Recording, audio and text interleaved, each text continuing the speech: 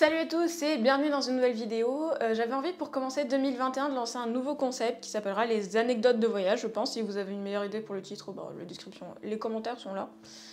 Et du coup, dans ce nouveau concept, j'avais envie de vous raconter mes petites anecdotes de voyage avec les anecdotes photos, tout ce que je peux faire quand je pars en vacances et que j'ai envie de faire des photos en voyage.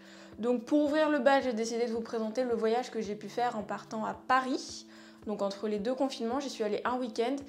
Et j'ai pris pas mal de photos et il y a pas mal d'anecdotes qui j'espère seront marrantes à vous raconter. Donc voilà, c'est parti pour l'anecdote numéro 1. Après la première journée arrivée à Paris, on décidé de faire un petit parcours et de me faire beaucoup de distance à pied.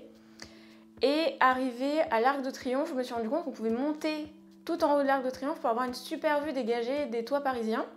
Donc c'est notamment la photo qui est juste derrière moi là, et que je vais vous afficher maintenant à l'écran, que j'ai pu prendre en haut de l'Arc de Triomphe, qui m'a donné une super vue de tous les toits parisiens.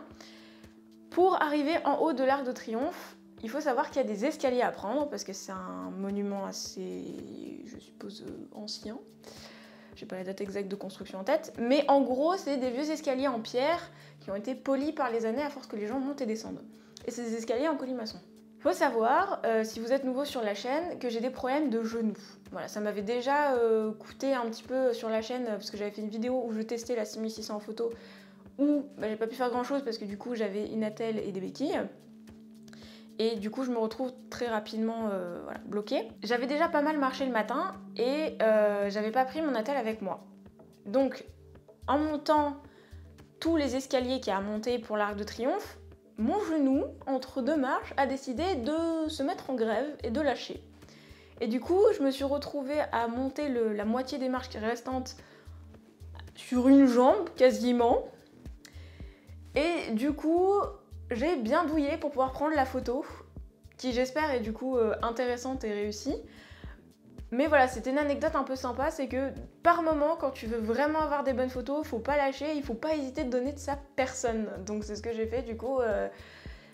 Bon, le problème c'est qu'on était même pas midi et que j'étais déjà complètement cuite et sur une jambe, je ressemblais un peu à un canard boiteux. Mais du coup, c'est une anecdote assez marrante à raconter parce que du coup, je finis toujours dans un état de PLS quand j'ai vraiment envie de prendre une photo.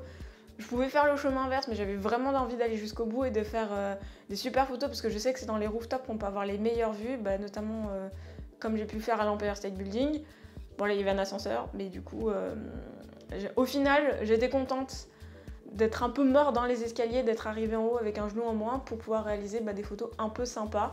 Donc il y a celle qui est derrière moi et deux autres photos que j'ai pu faire à cet endroit-là que je vous affiche maintenant. Donc voilà, sur cette première anecdote, on va passer à une anecdote un peu plus fun. La deuxième anecdote que je voulais partager avec vous, je l'intitulerai un peu avoir du pot en fait. Parce que du coup, je me baladais sur les Champs-Élysées après la mésaventure de l'Arc de Triomphe, dans l'espoir de trouver un endroit pour me restaurer, même si c'est pas le meilleur endroit je pense pour se restaurer, et faire un peu s'il y avait des boutiques à voir. Et totalement au hasard, je suis tombée sur le showroom de Renault. Et j'en ai profité pour faire de super photos, notamment, je vais vous l'afficher à l'écran, je vais pas me décaler, celle de la dernière Mégane du coup hybride, de voitures du coup un peu collector et de certaines pièces de moteur qu'ils avaient présentées en fait dans leur showroom. Et du coup j'ai pu un peu m'initier à la photographie de voitures, même si c'est pas en 3 shots qu'on peut apprendre à tout faire, mais c'était assez intéressant, il y avait pas mal de belles lumières présentes sur place, et du coup c'était une super expérience, donc ne pas hésiter à fouiner en fait dans les villes, et la plupart du temps vous pouvez tomber sur des trucs super comme ça. Il était complètement libre d'accès, on pouvait aller visiter, j'ai même gagné une petite miniature de Renault 4L. Si je peux retirer quelque chose, c'est surtout garder les yeux ouverts, parce qu'on sait jamais, à droite ou à gauche, vous pouvez tomber sur un super truc à photographier. Comme le showroom de Renault qui était un peu caché, parce que dans les Champs-Élysées, il y a tellement de trucs un peu à droite, à gauche, partout, que si vraiment on tournait pas la tête et qu'on faisait pas gaffe, on le voyait pas. Donc voilà, on passe à l'anecdote numéro 3. Juste avant, je veux quand même vous afficher les photos que j'ai pu faire au showroom, les 2-3 photos que j'ai pu faire, et après on passe. Donc on arrive à la dernière anecdote, qui est du coup celle liée à la photo qui est juste derrière moi, que je vais afficher à l'écran, que j'ai pris devant le musée du Louvre. Et pour avoir cette composition, puisque je l'avais repérée de loin en fait en marchant, en arrivant vers le Louvre, j'avais repéré cette compo et je voulais vraiment faire celle-là. Malheureusement, pour pouvoir se mettre à l'endroit exact où j'ai fait la photo, il fallait laisser en fait, c'est l'endroit où je suis, les buissons, c'est les buissons d'un gros rond-point. Et pour pouvoir aller sur ce rond-point, il fallait du coup le traverser et se mettre sur une petite bande autour du, qui fait le tour, une bande en béton qui fait le tour du rond-point. Moi j'ai eu de la chance parce qu'on était entre deux confinements, donc je suis partie à Paris pour la fête de la musique, donc fin juin. Il n'y avait pas beaucoup de monde, donc je suppose, pour moi, parce que c'est la première fois que j'allais à Paris, je suppose qu'il y avait très peu de circulation.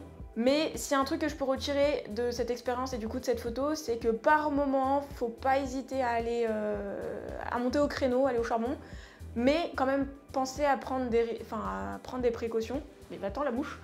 À prendre des précautions et à faire attention à soi, parce que du coup, c'est des situations. Là, le trafic était très peu dense, mais je pense qu'en réalité, le trafic est beaucoup plus dense que ça à ce niveau-là et qu'un accident est vite arrivé. J'étais pas la seule à aller faire ces photos-là. Donc j'ai pu voir que c'était plutôt safe et que les gens ils faisaient un peu attention en voiture. Mais du coup voilà, j'ai pu faire cette super compo dont je suis trop contente pour le musée du Louvre. Voilà, c'était une anecdote un peu sympa, les gens me regardaient traverser le rond-point en vitesse et prendre des photos, de me dire mais qu'est-ce qu'elle fait cette malade à prendre des photos du Louvre de hyper loin comme ça, qu'est-ce qu'elle fout? Mais du coup voilà, ne pas hésiter à sortir des sentiers battus pour avoir des compos un peu sympas, un peu originales, un peu qui sortent de l'ordinaire. Voilà, c'était la fin de cette anecdote numéro 3. Donc je vais vous mettre la photo en grand et puis n'hésitez pas à me donner vos retours en commentaire et puis vos anecdotes de voyage aussi. Voilà, c'est la fin de cette vidéo. J'espère que le premier épisode des anecdotes de voyage vous aura plu. J'en ai plein d'autres en stock, donc si vous voulez que j'en refasse, je sais pas, tous les mois ou comme vous voulez, vous me dites bien dans les commentaires, comme ça moi je prépare les prochains épisodes, parce que vous inquiétez pas, il m'arrive tout le temps des trucs, moi. C'est assez improbable, quand je pars en vacances, il m'arrive toujours une histoire, mais vraiment. Et j'espère que la vidéo vous aura plu. Si c'est le cas, n'oubliez pas de la liker, de la partager, de la commenter et surtout de vous abonner à la chaîne. Parce que du coup, je suis de retour en 2021 et j'essaye de faire évoluer la chaîne au mieux. Donc voilà, si vous avez plein de commentaires, d'idées, de trucs comme ça, allez-y. Je suis là dans les commentaires, il n'y a pas de souci, je vous répondrai toujours. Même si vous voulez m'envoyer un DM sur Insta, me parler sur Facebook ou sur Twitter, il n'y a pas de souci, je suis là. Je répondrai dans la mesure du possible si je suis pas au taf et tout. Et puis voilà, je vous souhaite une bonne journée ou une bonne soirée, suivant quand vous regardez la vidéo. Et je vous dis à la semaine prochaine. Allez, salut!